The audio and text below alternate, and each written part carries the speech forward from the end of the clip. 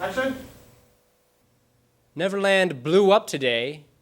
Peter Pan cut out when the sky turned gray. The dust settles and one thing's clear. It's been just great, but we can't stay here. Good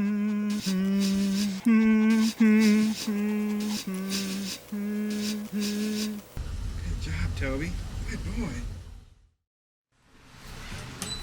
Audio not important on this one. Whoa. There you go. There it is. That's good enough? What else can you say?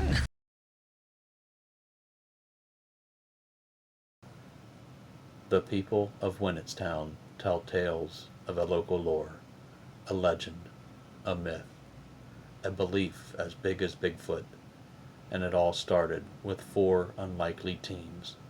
They went by the name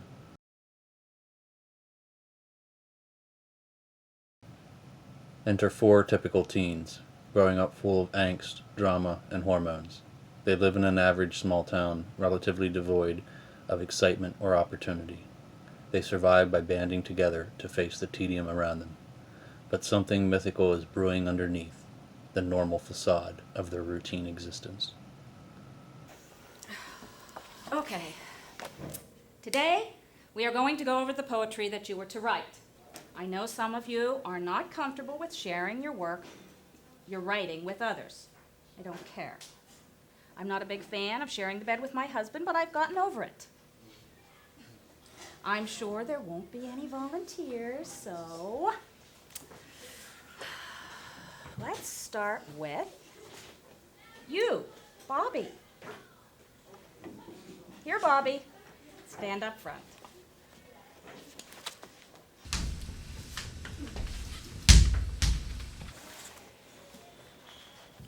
It's called a difference. Everyone seems the same. They're just playing the game. And I don't know who's to blame. But that won't happen to me. This is still honors English, right? On being my own person, I am bent. And to you, this message is sent. Be like me and be different. That was pretty good, Bobby. Jason. We still have time for you yet.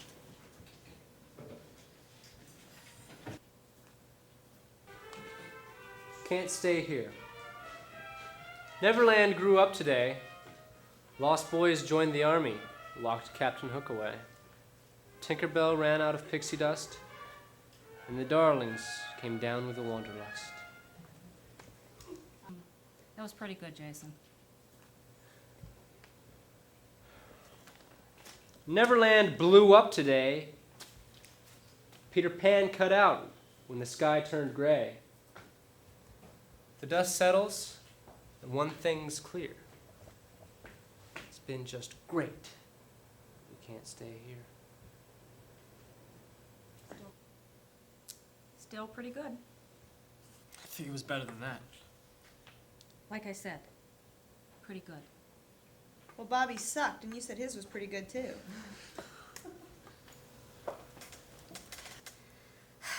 Every literary work has its strengths and its weaknesses. It isn't fair to compare them. So how are you going to grade these? Roll dice? Probably a Ouija board. We'll finish these up tomorrow. Make sure you make some revisions.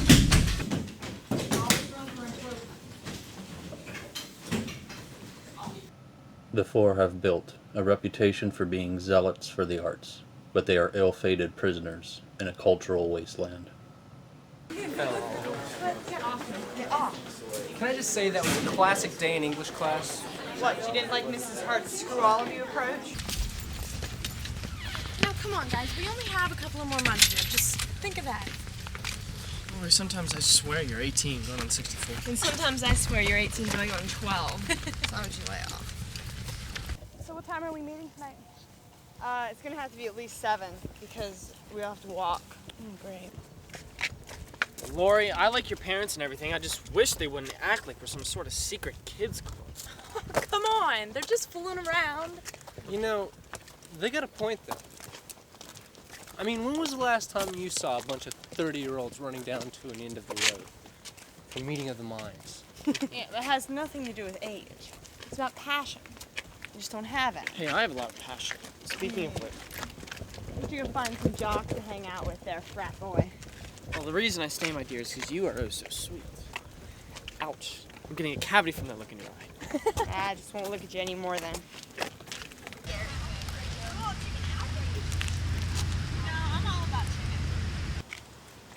It isn't about passion, though. I mean, passionate people are the kind of people who live on the edge. Do something dangerous every once in a while. I mean, when was the last time we did anything even remotely edgy? It's pretty daring for me and Laura to be out with the both of you tonight. Well, Jason is right, though. Well, like you have a choice. You have to agree with him. You do not.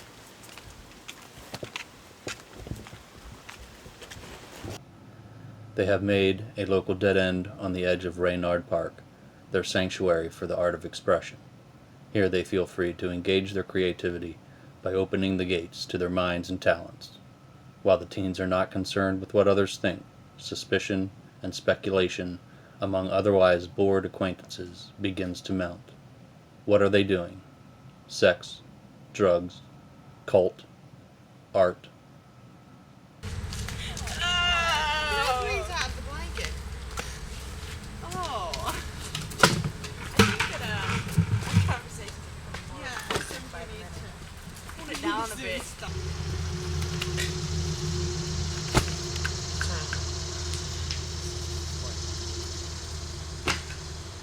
Got something? I got a short one. Well, I guess it's my turn.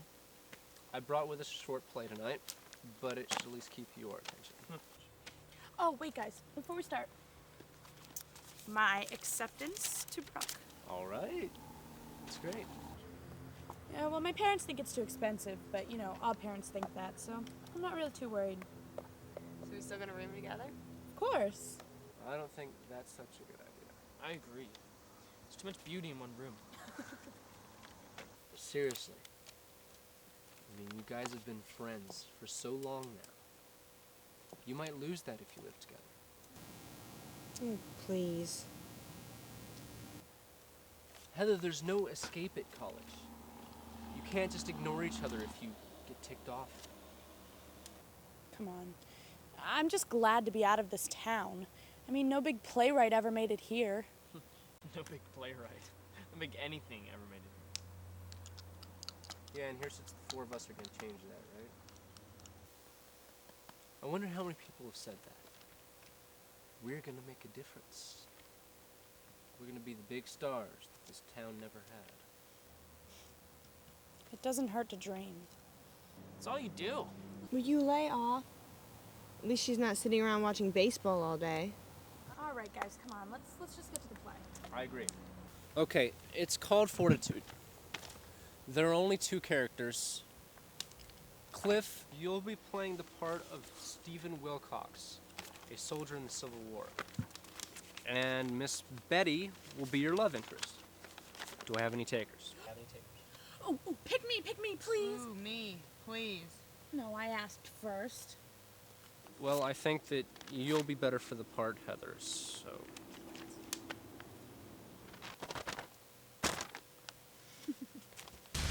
Okay, in this scene, Cliff, you're looking for a place to stay, and you discover the door to this house is open, Miss Betty's house. And she's upstairs and hears a noise in the kitchen, and comes down to see what it is.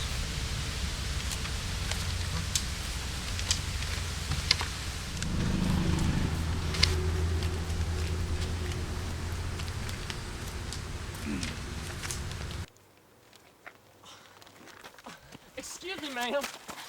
Excuse me, this here's my house, so get out. But, ma'am, my leg. It hurts my bad. Well, I guess you can stay here tonight, but there isn't gonna be any funny business. There won't be anything funny about it, ma'am.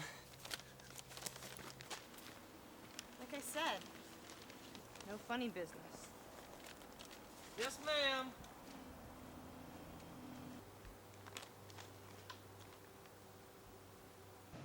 The walls of their small town echo rumors of why the teens frequent the dead end and what may take place behind the curtain of trees.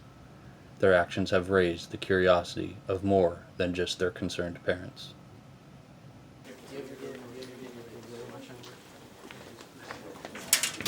Excuse me, you're Heather, right? Yeah. I'm Jen. I'm a reporter for the Student Voice. Oh, are you Jen Stocks? Yeah! Oh my word! I read your article in the Key Club. It was really, really good. It was hard hitting.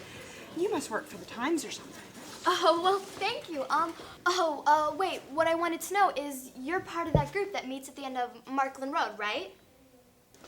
You mean the Dead End gang? Yeah, well, we're doing a series of articles on what students do outside of class, and I'd like to do one on your group. Really? Well, I'll have to talk to the others, but I believe it shall be done. Oh, okay, great.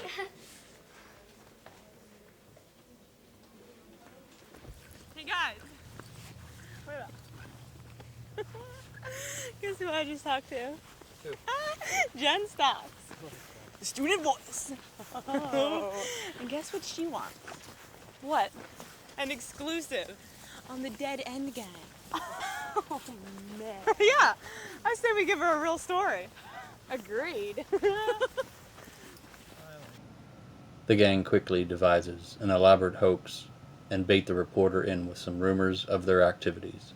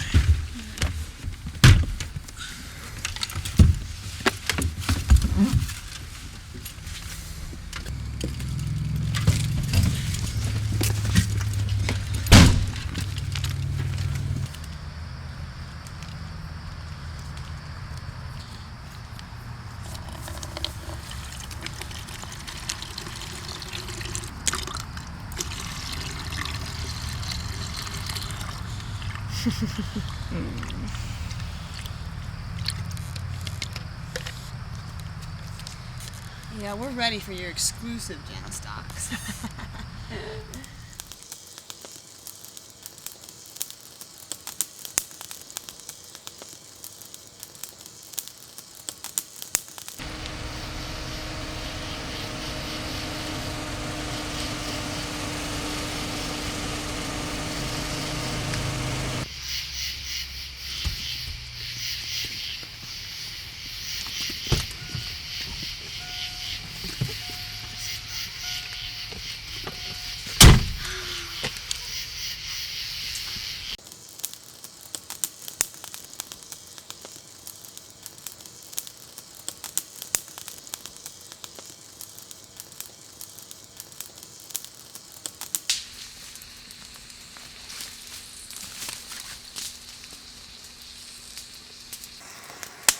Children of the moon,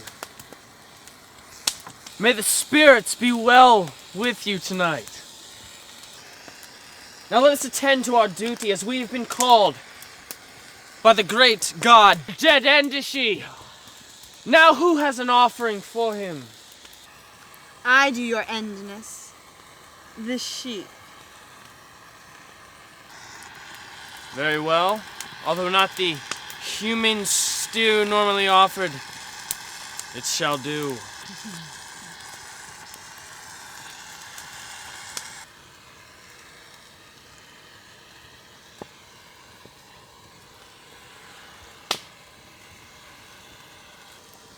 Oh, great spirit,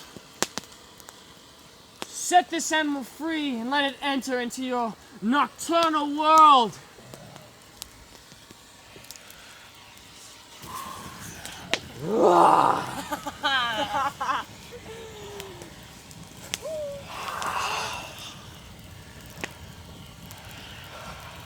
Ah! There's the sign we've been waiting for! Come, children, into the woods! Dead Endishi has shown us the way! Come!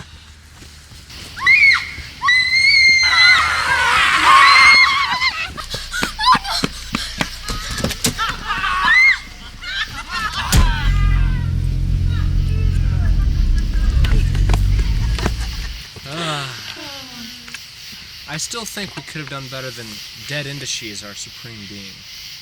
It worked.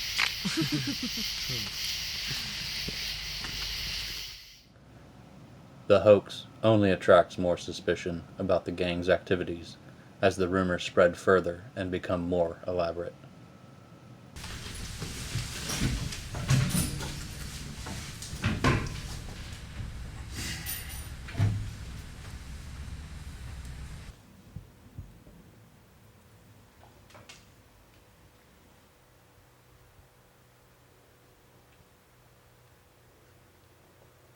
Hey. Hey yourself there, big boy. You know, I sit here every day, but I don't think I've ever really seen you before. Well, I won't be looking in the personals then today, will I? You know, a lot of girls find me attractive. I don't talk to all of them. But here I am, talking to you.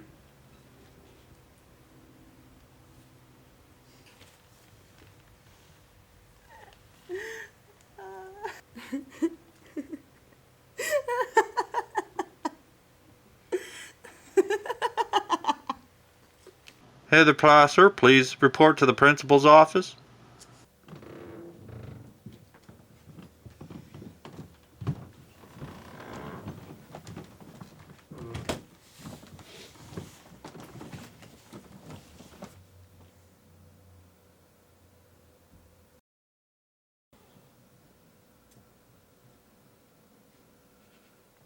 I've never been one to care about what you kids do outside of class.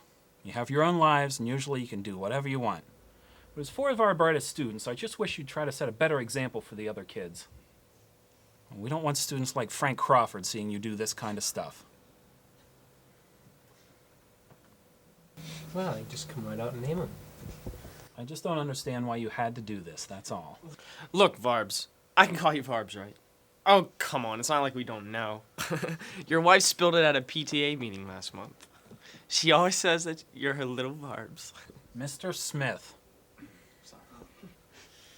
I think what Cliff is trying to say, Mr. Barber, is that no one likes when their private life is made public. Yeah, we were just trying to keep that girl from the paper away from us. Well, there's nothing I can really do to you. Just try to think about what others will think now and then, okay? Why is everyone in the world so concerned with... I think we're just sorry that we caused you or the school any embarrassment. That's all I wanted to hear. You're free to go.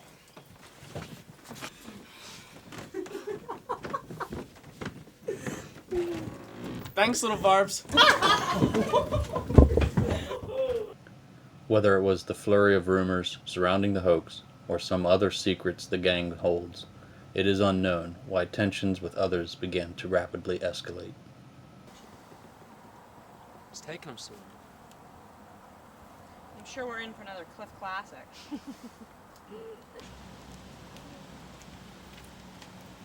Hey, girlfriend.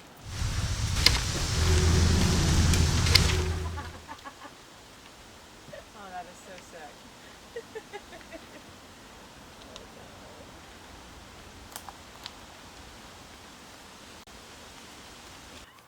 Oh, that's sick. All right, this is the first day at the Montgomery School for Girls, and I just happen to be there.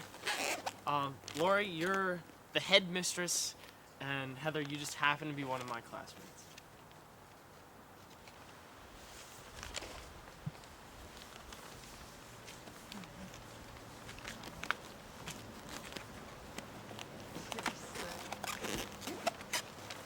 Girls, welcome to the Montgomery School for Girls.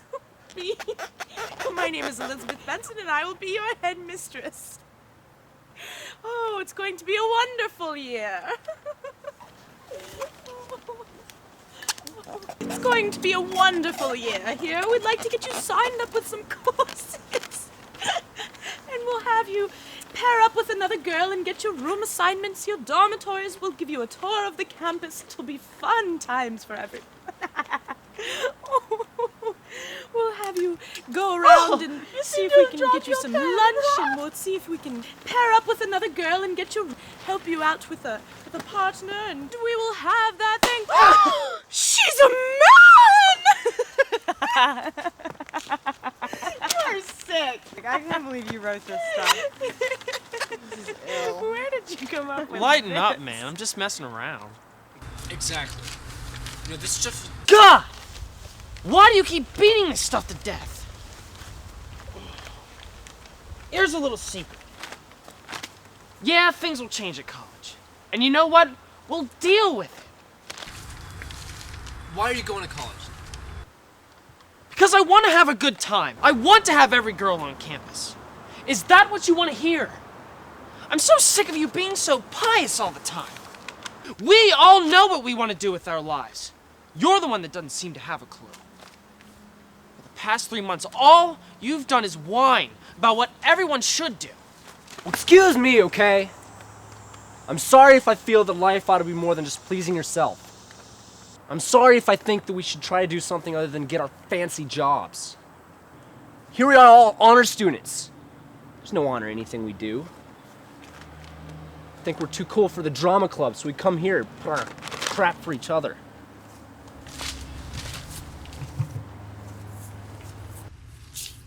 Listen, then why don't we do something about it? Instead of sitting here and complaining. I mean, why don't we use what we have for other people? Can't we start like a summer drama camp for kids? Where do you suppose we do that? School won't let us do it. You don't know that. How old would these little ragrats be? I don't know, about 9? So we'd have to keep it clean. How much are we going to charge? You're gonna make 9-year-olds pay?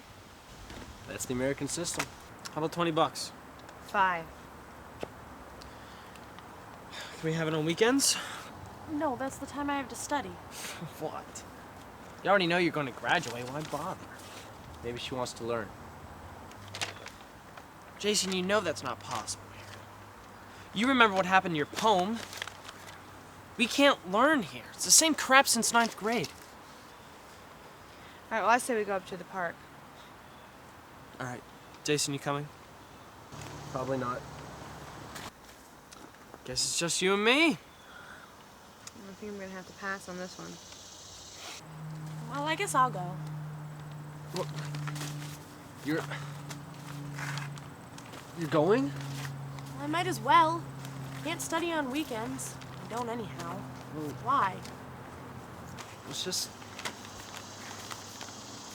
I thought we could go eat somewhere. Oh, isn't that cute? Heather and I will be chaperones. Just try to have a good time and not be so grumpy. Why does everybody think I'm so miserable? I've just got a lot on my mind. Come on, you know I do too. Let's just go to the park and unwind, you know, like the old days. Don't you see anything wrong with what you just said? Why do we already have old days? Should we still prance around in diapers? But Cliff, I thought you still did. See you guys at 5, okay? As they become even more isolated from their local society and realize they only have each other, Jason and Laurie draw closer to each other and begin dating despite concerns about the gang's future. It looks like you've done well enough to get out of here, and now it's time to hand out these evaluation forms so you can let the morons and the school board know how much you love me. Don't forget to turn them in at the main office on your way out. Have nice lives, everyone, and all that other good stuff. Wow. Thank you.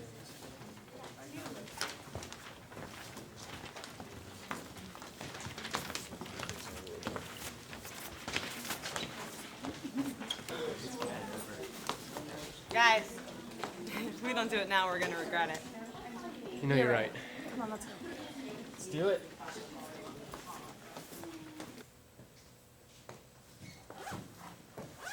Mrs. Hart. Yes. Well, we were thinking of starting a summer drama program for kids. Well, Well, that would entail some sort of advisor. We thought you could be some sort of advisor. Oh, I see. Well, I really don't think you can do that. You certainly can't do it in this building. They won't let you come in here in the summertime because of insurance concerns. Maybe somebody at the elementary school could help. But you can. Frankly, It sounds like more trouble than it's worth. Yeah, I guess it would be too much trouble for you. I'm sorry we even asked.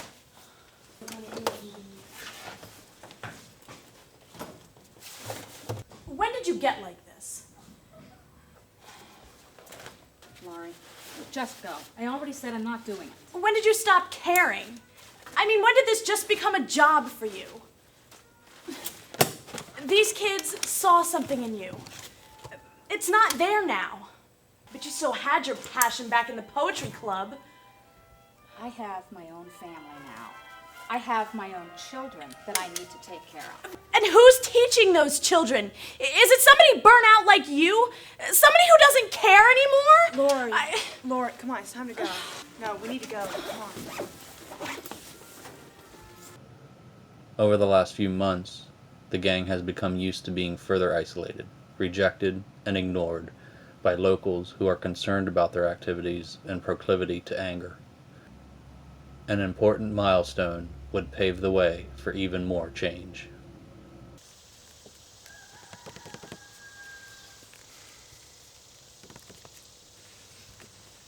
So, you're in the top 10, huh?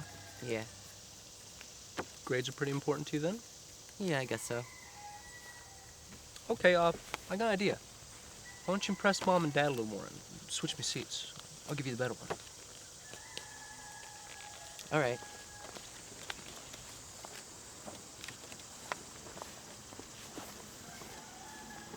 Nicely done, Chief.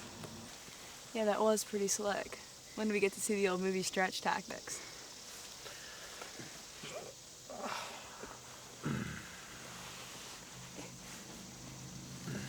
Ladies and gentlemen, distinguished faculty and students, welcome to the commencement exercises for the class of 2000. Our graduating class is one of the finest in Winnetstown High School history. Before you sit the architects and doctors, the teachers and the scientists, the politicians and He forgot the philosophers mall workers of and tomorrow. fry boys. I'll be your fry Our boy. nation is at an important pinnacle in its history. This fact only goes to show how important this moment truly is, and why we must celebrate this fine day for these fine students. Several speakers have joined us today to speak to this class, with words of wisdom and hope. First is Dr. Leroy Tharn, one of our finest members of our community. Now it is my pleasure to give the class their diplomas, beginning with our honor students. Jason Stephen Times.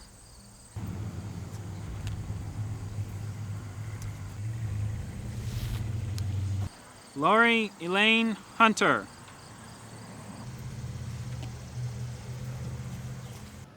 Some claim that graduation was the beginning of the end of their world. The events surrounding the summer after their graduation are even more shrouded in mystery. The gang is determined to move ahead with their drama program. Winds 95.7. Good morning. I'm Gary Ishler. It's 8:28. And with us this morning, we have a couple of students from Winnetstown High School. High school students here to talk about a program they're going to be putting on for elementary students, an elementary drama program. And let's talk first of all about this with Lori. Lori? Well, we're going to be starting this Sunday. We're going to do just inviting kids in elementary school out and teaching them about drama and getting them in with the costumes and the makeup, and for about 2 hours a day. So how elaborate are you going to get with this? Are they going to be doing Shakespearean plays or anything Probably like that? not just yet. We're going to do just some basic acting skills. Stage presence is going to be a big thing. So. Now, do you have costumes and makeup and that sort of thing for them? Yep, we're going to have different stations we set up for them and just take them around and show them everything there is to know. What types of things will they be doing? Well, one of the things we're going to be doing is a mime. We're going to be teaching the kids how to do mime. We're going to bring out makeup and costumes and just teach them, everything there is to know about drama and the skills of acting that a 5-year-old would need to know. When is all this going to get started? Well, we're doing this Sunday at 3 o'clock. Have kids come out and sign up. Try to be there a little early so we can get them all signed up and everything. It's going to be about 2 hours, 3 to 5 we're going to do it. Just see how it goes. Going to try start out and just teach the kids all there is to know about acting. This will be a little bit of an introduction for them. So if you have any budding Tom Cruises out there or Meryl Streeps, this is how they get it all started, right? Of course.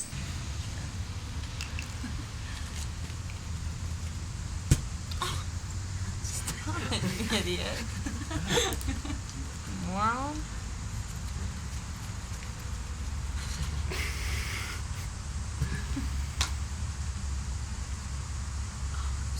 Got a wind tunnel over here. Cliff, do it again. I'm gonna punch you. Cliff, get off me. He's an idiot. Well, we all knew that, but Mind your way. Cliff. Hey. Cliff. No, you're not. Do it again, Cliff. I'm dead. Brat. Alright, you stay over there. Again. You're never gonna get anything done with him. Why did we even bring him? I'm fanning. Yeah, I You bet can you get sweat are. off your foreheads. Can you hand me that green? Big help there, Cliff. You're welcome. I'm gonna be a man.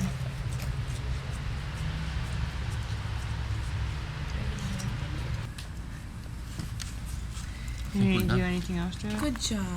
I think we're done. Looks good.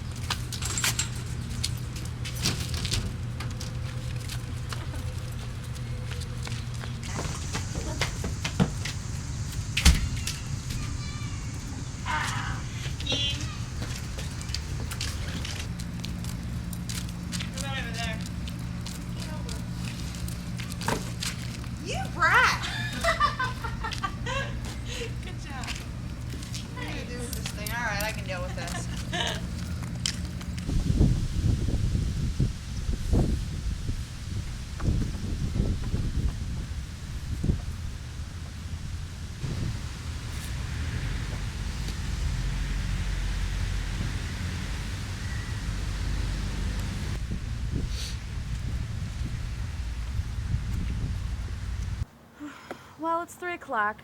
Maybe they're just fashionably late. Maybe they're just fashionably at home. Permission to leave my post! Permission granted.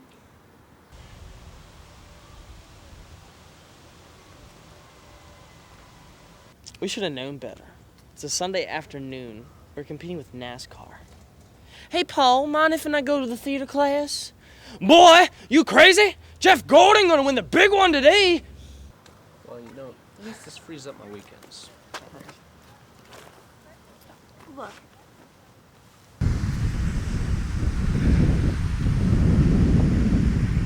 You give up way too easily. Yeah, I bet that's the new 30-passenger Beetle. Probably just someone walking their dog.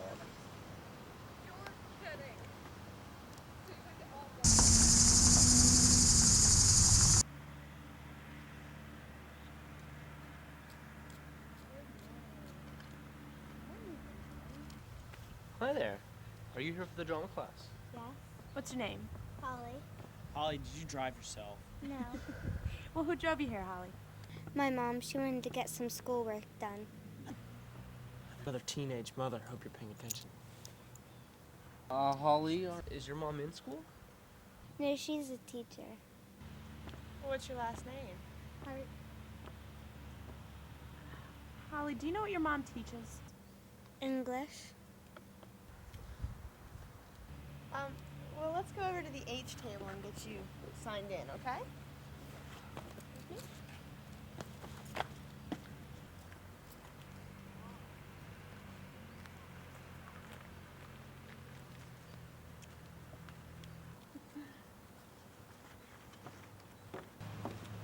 Here's your money. Holly, what does your mom think about you coming here? She said that I've had lots of fun because you guys have lots of spunk. You know what? The first one's free. Don't worry about it. So what do we do now?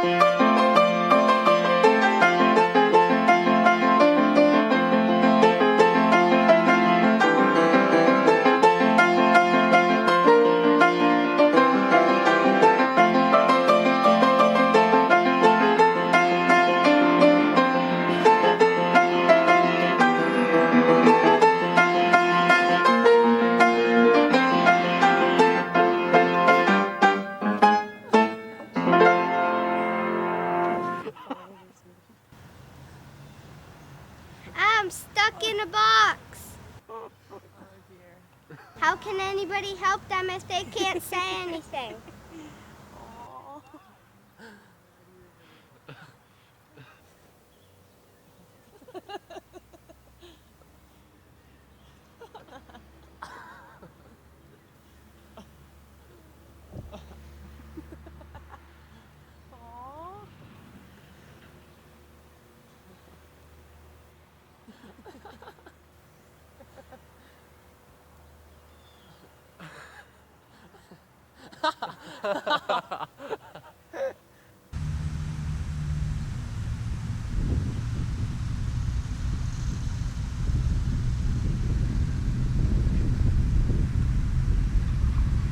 Come see Mommy.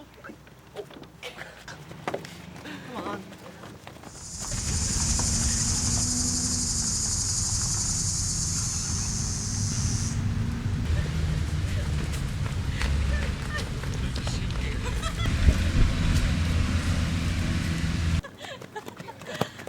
All done, Holly? Yeah. Did you have fun? Yeah. We really appreciate you bringing her. It meant a lot to us. It meant a lot to me, too. You guys got me to thinking about where I was headed and where I am now. I want you four to do me a favor. Don't let this town swallow you up. Get out of here. Don't let your dreams die for the sake of convenience. Keep your passions. Never let go. Because once you do, you don't get them back. Are you ready to go? Mom, can we do this again?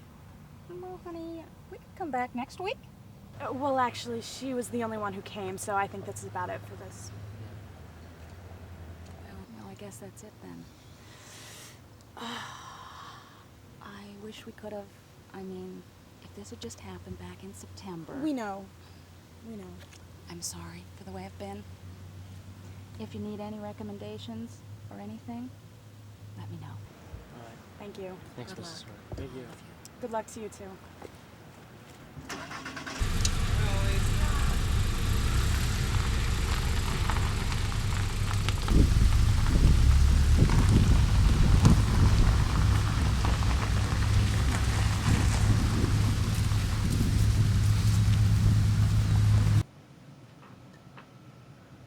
After experiencing the failure of their drama camp due to the lack of interest in the arts from local residents, they become jaded as their dreams wilt under the hot reality of real life ahead.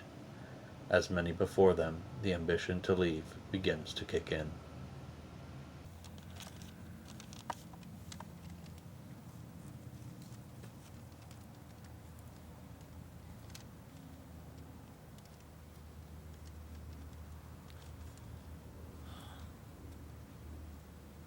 I think it's about 7:15. I don't think she's going to make it. Why was it so important for us to be here anyway? You're not getting sentimental now, are you? No. Big announcement? An engagement, maybe? No. You're the president of Mensa? Look. You guys can't say anything to Lori until I have a chance. I'm leaving. You picked a school? No, I'm not going to school. I'm going to Honduras. What? It's a volunteer group.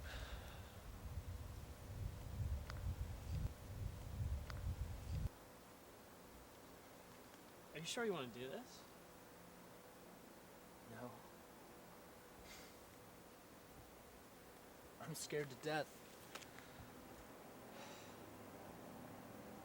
I mean, I've always talked about helping the poor, helping people out. Yeah, I figured I'd actually do it. isn't this a little extreme? No, it only seems extreme because that's the kind of place where the help's really needed. It's not as easy as putting $1 in a kettle at Christmas. But what about what you have here? What? In Winnetstown?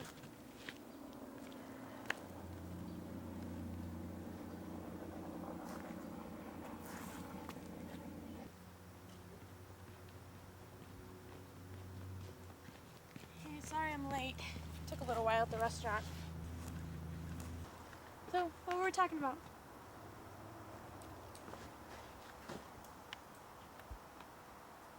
Guys. Jason's leaving us. Sure, as soon as I get here, you decide to leave. No, Lori. I'm going to Honduras. I'm going with a volunteer group to help the poor. Lori, I've got to do this.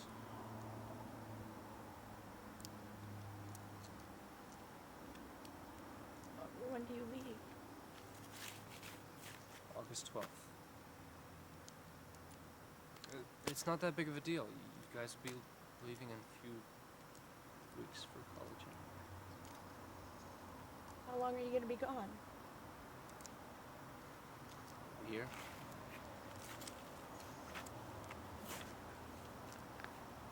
A year? I mean, we're not gonna see you for a year?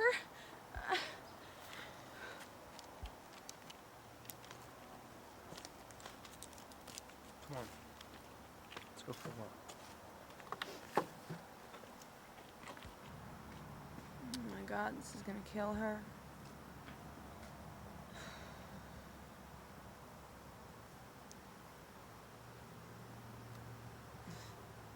Guess they were just too close, you know? Couldn't see the forest for the trees?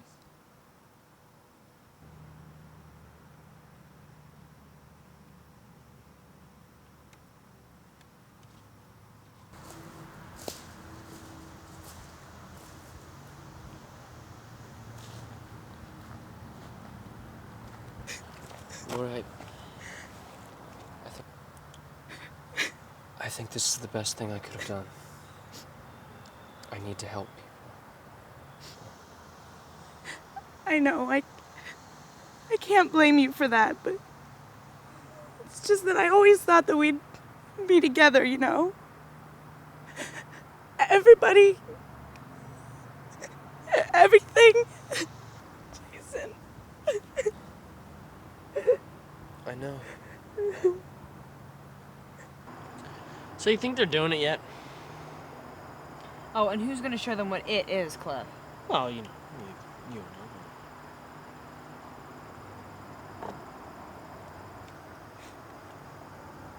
So, have you ever been in love? Nope. Me neither.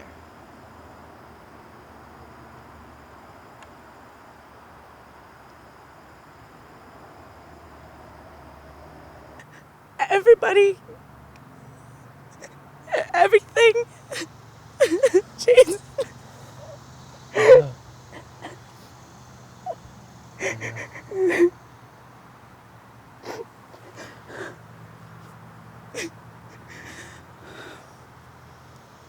Jason, I never felt left out. When I missed the prom, I was with you. And I didn't miss the senior dinner because we were off doing some dumb little play. But now they're gone, and now you'll be gone too. Oh, Jason.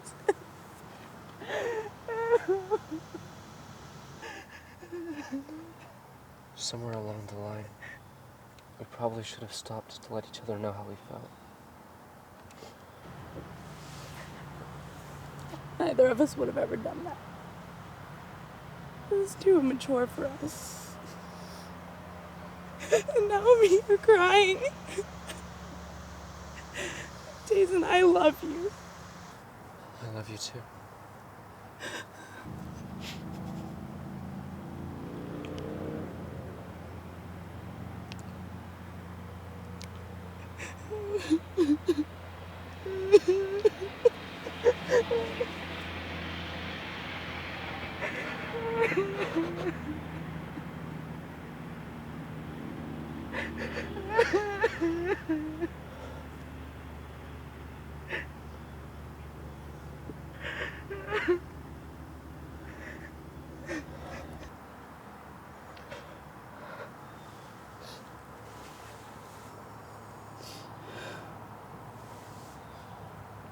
should probably get going before Cliff's on top of Heather. Just a little bit longer, please.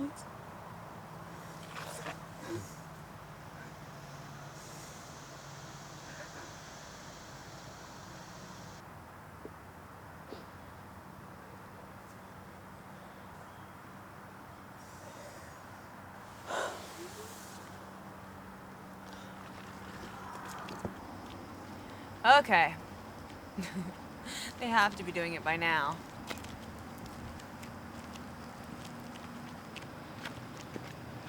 Anyone else have any more bombshells to drop? Great! Then let's get to tonight's stunning piece of play work. Play work? Please, it's a phrase. Why don't you go help some third world kids or something? Fine, I will. All right, kids. Tonight's play is called Pride and Prejudice and Adaptation. Now, what I actually did was I took Jane Austen's novel and I placed it in more in modern times. The male lead has been changed to a worker on Wall Street. The female lead is a waitress in more of a rural area of New York. Now, in this scene, Cliff, you'll be playing Joseph, who is leader of an executive in a corporation at Wall Street. And Lori, you will be playing Elaine, who's a coffee shop waitress in a cafe down on a small street in New York.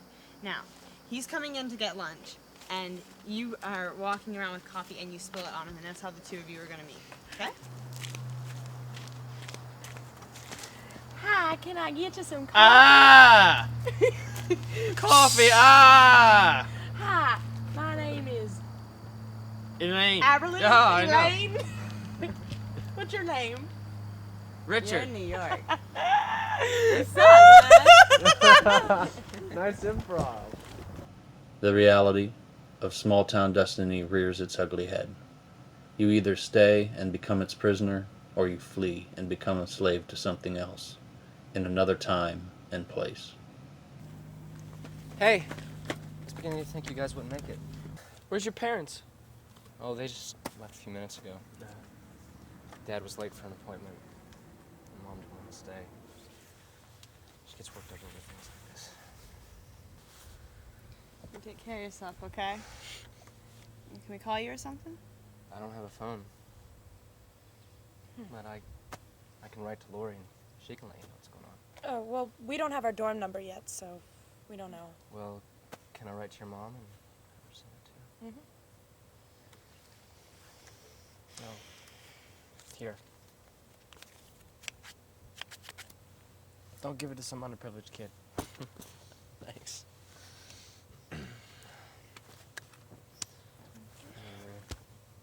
Good luck. Hey, I want to be at the wedding. All right.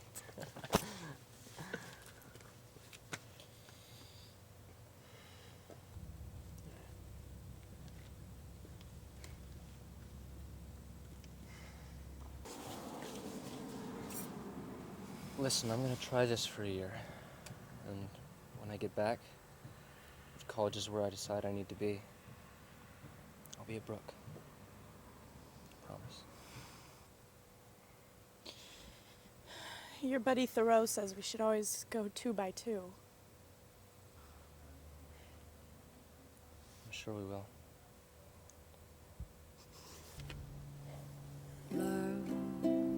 Seems like only yesterday you were just a child at play. Now you're all grown up and suddenly, oh, how fast those moments flee.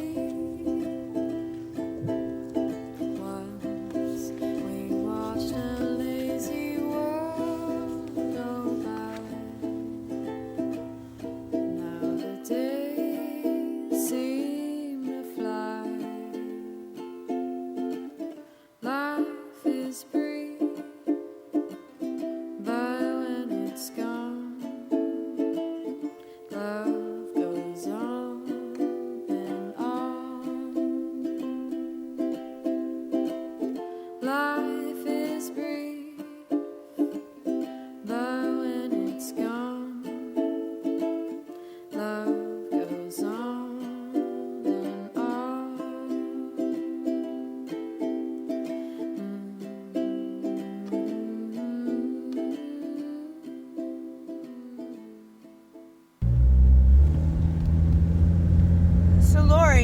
mom wanted to go pick out curtains for our dorm. Do you want to go? Yeah, that's fine. Whatever. Okay.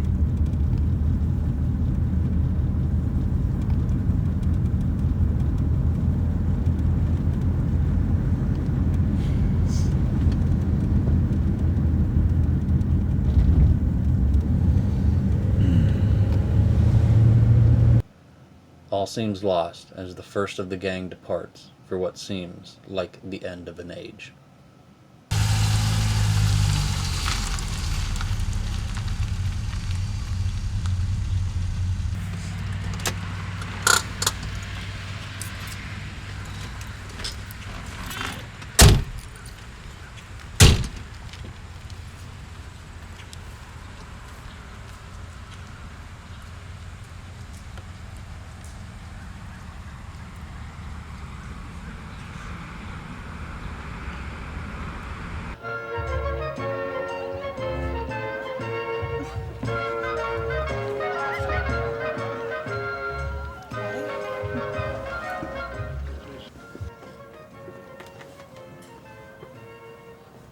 This place is really nice. It's not the pizzeria, but it'll do. So, when you go off to Snyder, what are you gonna look for in a woman? Breasts. Cliff. Oh, no. I know you're not that shallow. Come on, I can see through the act. So what are you really gonna look for? You're on to me, aren't you? Yeah.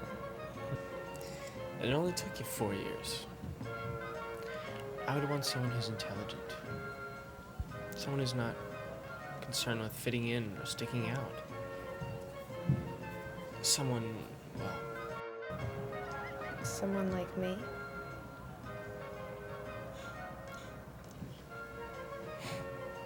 You wanna know something? I never asked you to go out. Because I didn't want to go through what those two are going through. No. I mean, Lori's torn apart now. Oh, I see. So your love for me was so deep that you didn't want to express it for fear of hurting me. Oh, that's sweet. Well, why didn't you ever say anything? Same reason.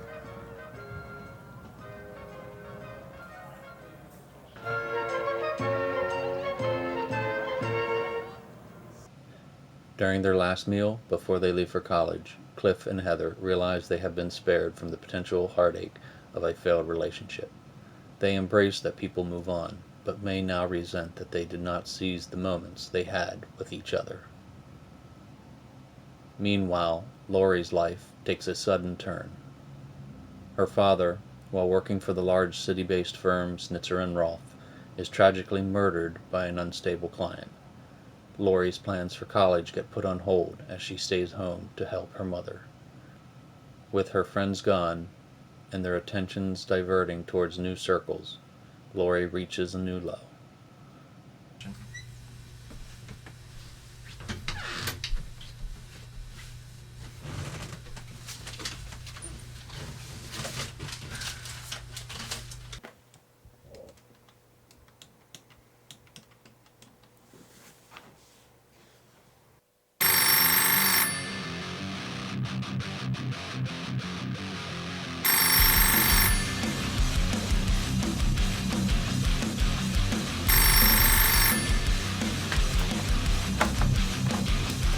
Yeah? Hey, Heather. Heather. Heather.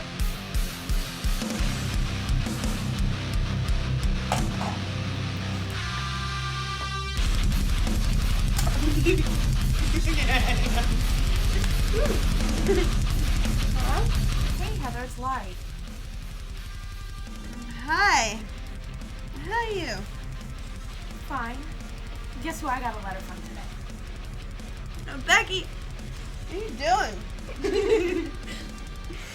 I'm sorry, what did you say? Nothing. I got a letter from Jason. Yeah, how's he doing? He's fine. Of course, he still doesn't know about my dad, and he thinks that you and I are still really together. Yeah. Gosh, you two. Oh, I'm glad he's doing really good. We should get together whenever we get back. Listen, Heather, I need to go. I have to work tomorrow. So much for passion, huh? Oh, yeah. Forget it. Listen, I'll talk to you later. You know my number.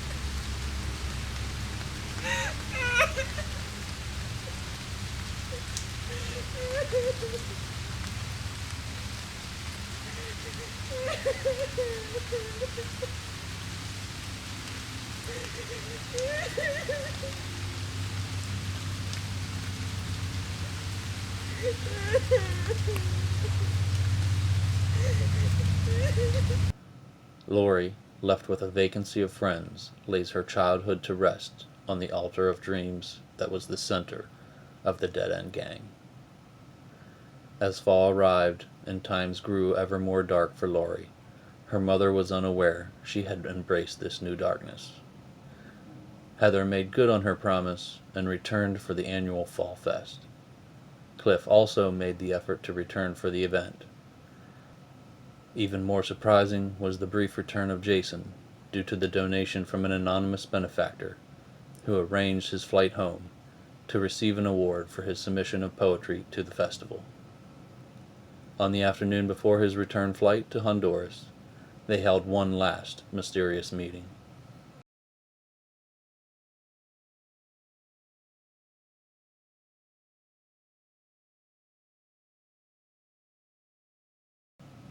The details, circumstances, and bizarre connections uncovered by the investigation have left the town in perpetual mystery. There's a lot of gaps in the story, and people get imaginative. They fill in the gaps with speculation, which leads to conspiracy. While the teens were known to spend time walking in the stream, it was unlikely that they would do so in October, nor were there any records or any signs that the deaths were caused by a natural disaster. The crime scene investigators found evidence that would lead them through a maze of bizarre and twisted small-town secrets. The first mystery was the DNA collected from the bodies. Investigators found lipstick on Cliff Torrey's body, indicating intimate relations. They also found Cliff's little black book, with several names added recently. After following up with names in the book, they discovered Cliff had spent the night with Alicia Meadows, whom he had met the previous summer. I remember last summer when we came up here. Oh, don't start. That turtle? I grabbed onto your toe and you were bawling like a baby. Yeah, well, I seem to remember a story from last summer, too. There we go. You chasing a girl around for hours until her dad finally had to show up. She was helping me pitch my tent. Well, she was. She just didn't know it.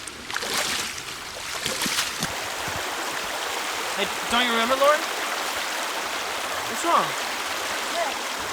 Oh, Nothing, I wasn't here. I forgot. Hey, maybe we should get going, guys. Yeah. I have to work tonight anyway.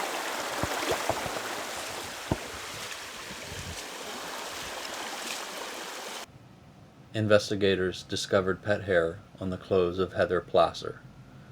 Having no pets, the hair was traced back to a local pet shop she had visited earlier in the day.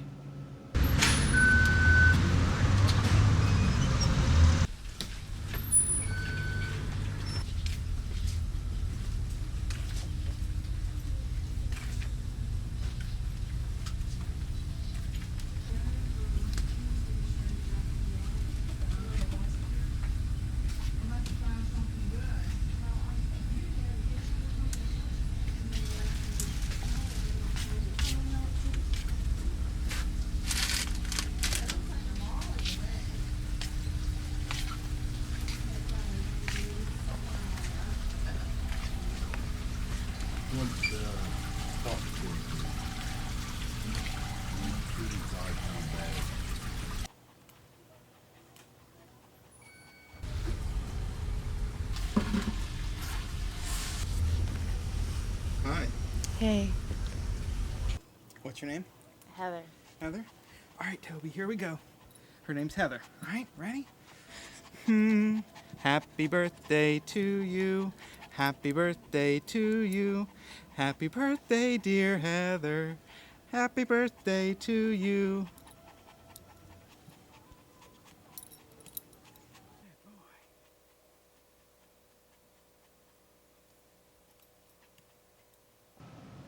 At first, this seemed like a mere coincidence, but after the Placer family submitted Heather's journal to investigators, it was discovered that the local pet store was a secret drug front.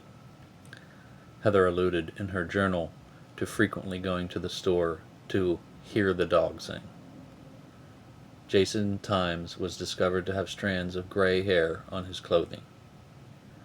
After an interview with his parents, who also handed over Jason's journal, it was mentioned that Jason frequently assisted an elderly neighbor.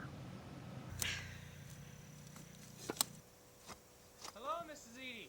Hi, Jason. Nice weather today, huh? Yes, it said it was going to rain, but I don't think it is. I don't think it will either. What are you up to? You'll never guess. I'm putting in a fountain. Oh, wow. Yeah. You know, Paul always loves fountains. And I think he'd love one right here. Well, can I give you a hand? Oh, you sure can. Ooh.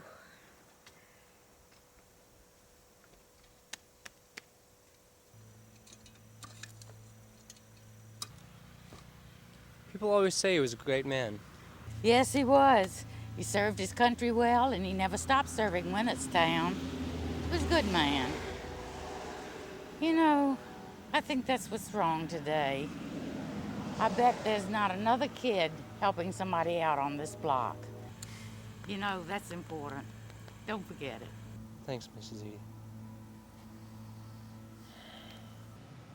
Investigators found that Jason secretly received a major inheritance from Mrs. Edie's late husband.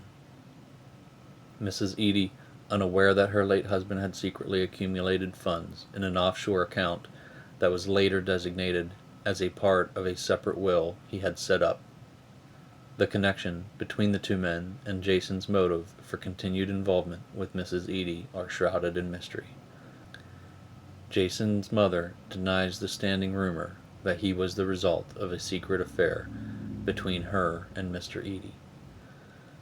Records show that Jason continued to receive funds from a mysterious benefactor even after Mr. Edie's death. The most shocking revelation came from evidence found on Lori Hunter. Fingerprints were found on a business card from Equestrian Stables with the note, 11 a.m., Stable 23. Investigators traced the stable to the owner, a familiar face from Lori's high school. Her journal confirmed that the two had developed crushes for each other, and that their growing tensions eventually culminated in a secret affair.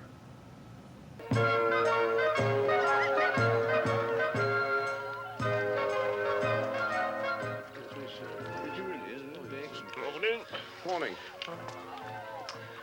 Oh.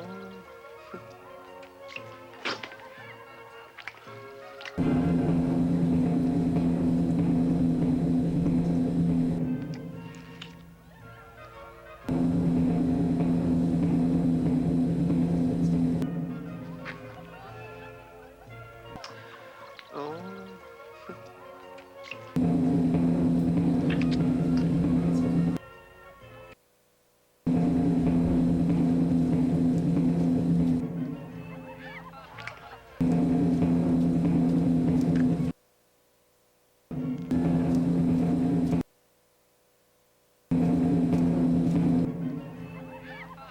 I help you?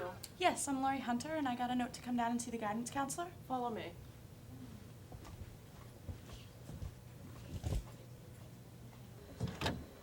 Glenn, Lori Hunter's here to see you.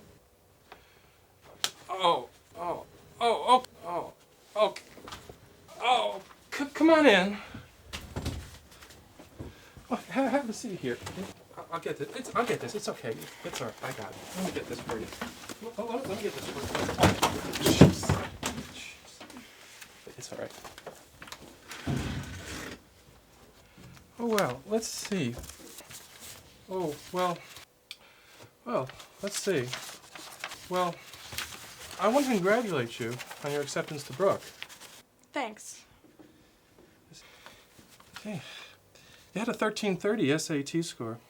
Not bad at all. No problems at school. I'm not surprised.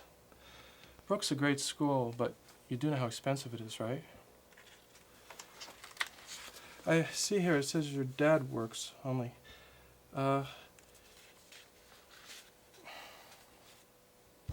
Only your dad works.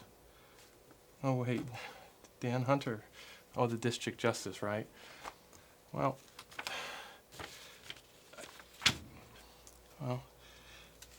Brooke's a great school, but you know how expensive it is, right? Well, the reason I bring it up is because there are a lot of cheaper schools, you know, like Snyder you might want to think about. That type of school isn't for me. It's not my style. I want to go to something small. I'm not just a number there. Like here at Winnetstown. It's small, and I'm gonna get a job to help pay for it. Well, that's good.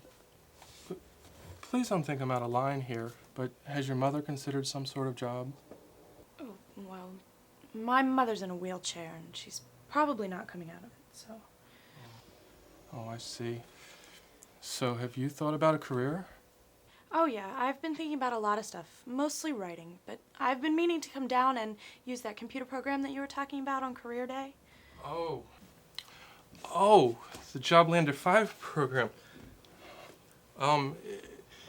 It's a little hard to use. We like to have a few students at a time come down and use it.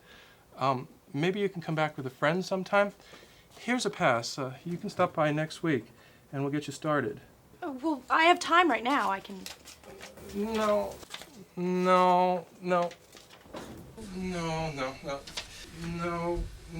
server isn't quite, well, come on now. Surely you have some cheerleading practice or something. Don't want you to be late. Goodbye now.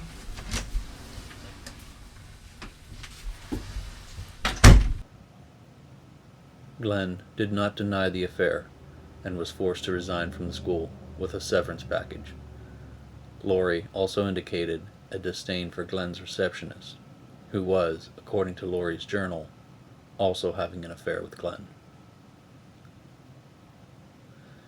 Heather also, for reasons unknown, shared this disdain.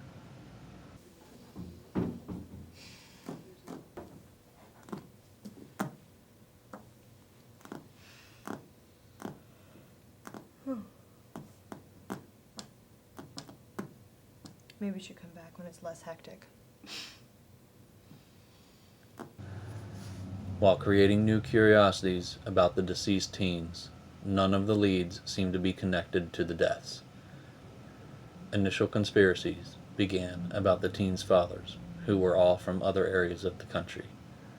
Rumors regarding the death of Lori's father at the hands of a criminal started people questioning whether he had been on the wrong side of something more sinister. Cliff's father, an Air Force general, Heather's father, a renowned physicist, and Jason's father, a career politician, were all targets of wild theories as well.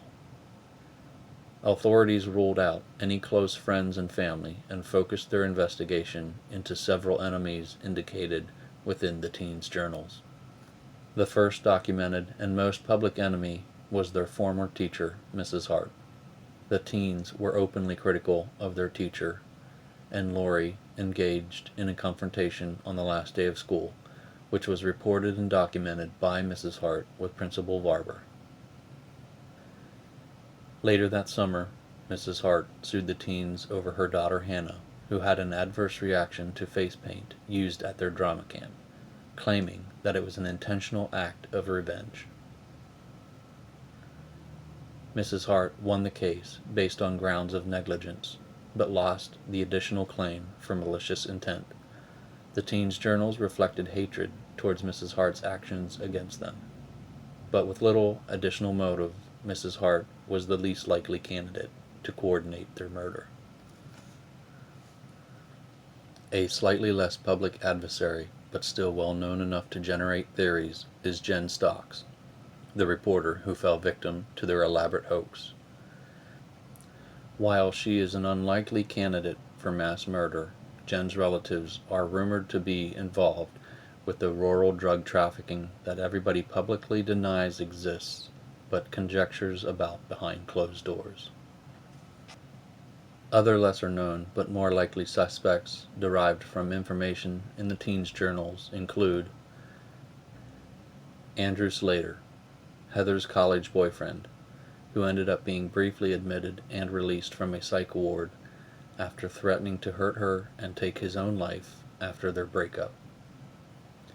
Frank Crawford, who was charged with posting a bomb threat against the school, several acts of vandalism, and a personal hatred for the gang that resulted in several public death threats.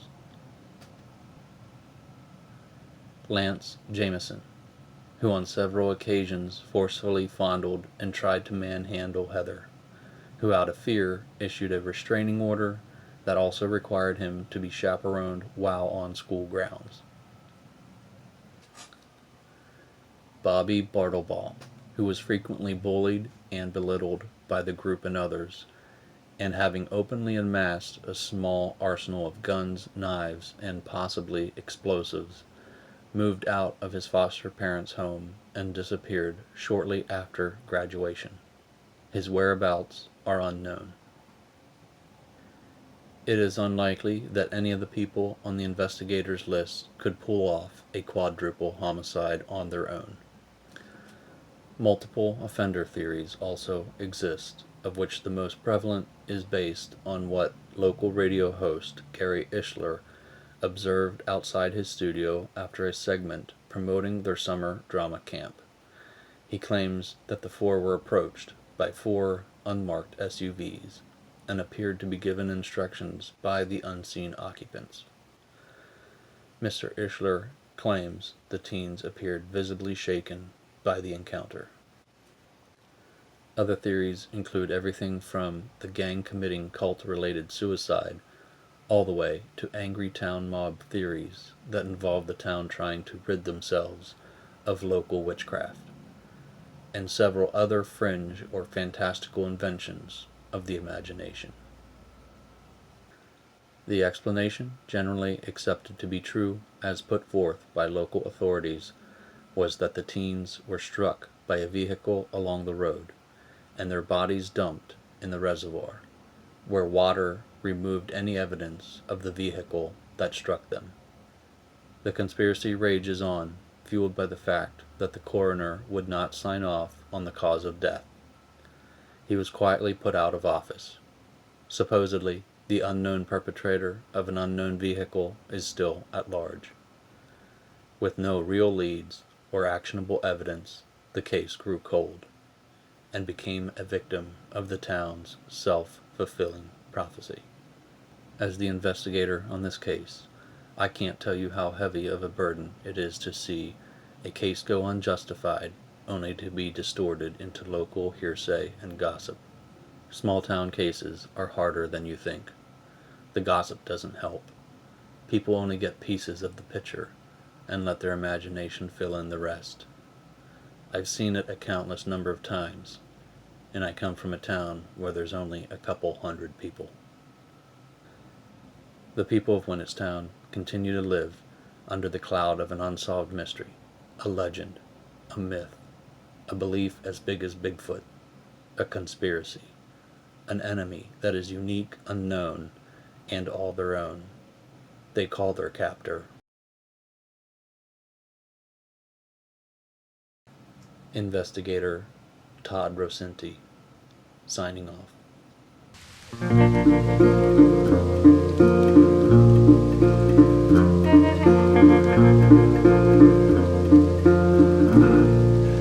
Every town has its ups and downs. Sometimes ups outnumber the down. But not in Nottingham. I'm inclined to believe if we weren't so down, we'd up and leave. We'd up and fly if we had wings for flying. Can't you see the tears we're crying? Can there be some happiness for me? Not in Nottingham.